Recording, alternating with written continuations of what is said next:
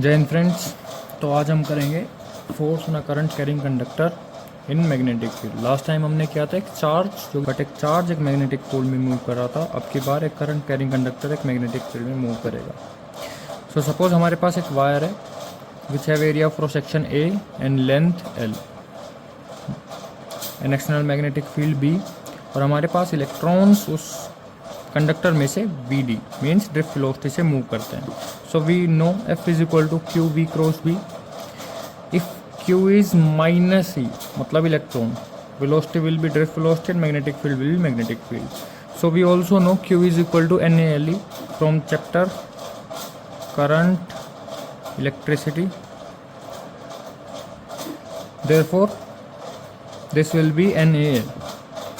सो अगर हम इनको मल्टीप्लाई करते हैं तो N E A V D L into B, और हमारे पास I is equal to N E A V D बनता है again from chapter current electricity. तो हमारे पास total force will be I L cross B, और we can say F is equal to I L B sine theta, right.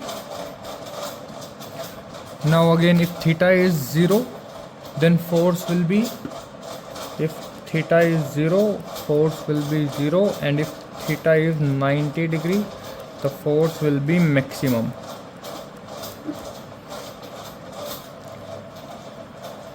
Now next topic is motion of a charged particle in external magnetic field when it's enter at 90 degree or right angle. So let us suppose हमारे पास ये magnetic field है which is moving inside plane, और हमारे पास कोई भी एक charge particle Q उसमें 90 degree से एंटर करता है। तो इस चार्ज पार्टिकल के साथ होगा क्या कि वो हमारा एक सर्कुलर मोशन में मूव करने लग जाएगा, एक सर्कुलर मोशन में with having a radius r। अब हमारा कोई भी ऑब्जेक्ट अगर एक सर्कुलर मोशन में मूव करता है या तो उसमें दो तरह के फोर्स लगते हैं, one is centripetal and one is centrifugal. So moving in a circular motion हमारे पास जो centripetal force है and centrifugal force है वो दोनों बराबर होने चाहिए। Now talking about centripetal force, force will be Q V cross B,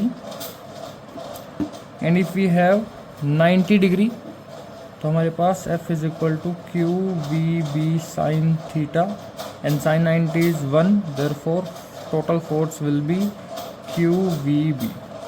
This is centripetal force. Talking about centrifugal force, mv square by r. तो अगर हम इन दोनों को इक्वेट कर देते हैं तो mv square by r will be equal to QVB। यहाँ से हमारा r will be mv by QB. This is the radius जिस पे हमारा कोई भी एक चार्ज पार्टिकल सर्कुलर मोशन में घूमेगा, राइट। नाउ अगर हमको चाहिए इसका टाइम पीरियड कि कितने टाइम पीरियड में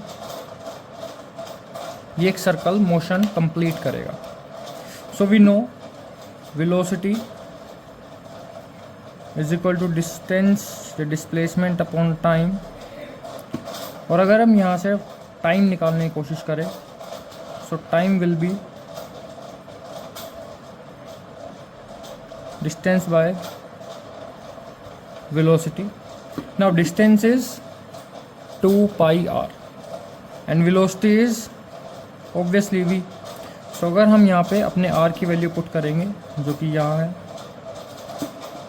तो time will be 2 pi mv by q b into v, v से वी कैंसिल एंड टाइम मिल जाएगा 2 pi m by q b. यहाँ से हम फ्रीक्वेंसी भी निकाल सकते हैं कि frequency is equal to 1 by time period, therefore q b by 2 pi M.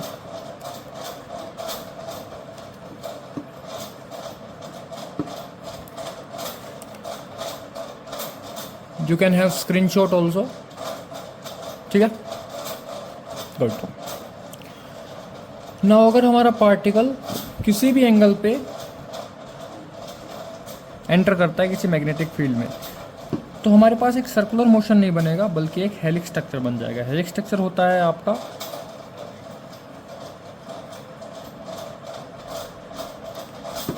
spring structure type. And distance between two circle will be known as pitch. Radius of this helix structure will be same as mv by qv, but sine theta के जिस angle से वो enter होता है magnetic field में। Okay, और अगर हम टाइम पीरियड निकालने की कोशिश करें तो टाइम होगा हमारा 2 pi m by q b, वो सेम रहेगा। And if we talk about pitch, तो पिच होता है अपना velocity into time. Now velocity will be v cos theta and time will be 2 pi m by qb. तो अपने पास pitch will be 2 pi m v cos theta by qb.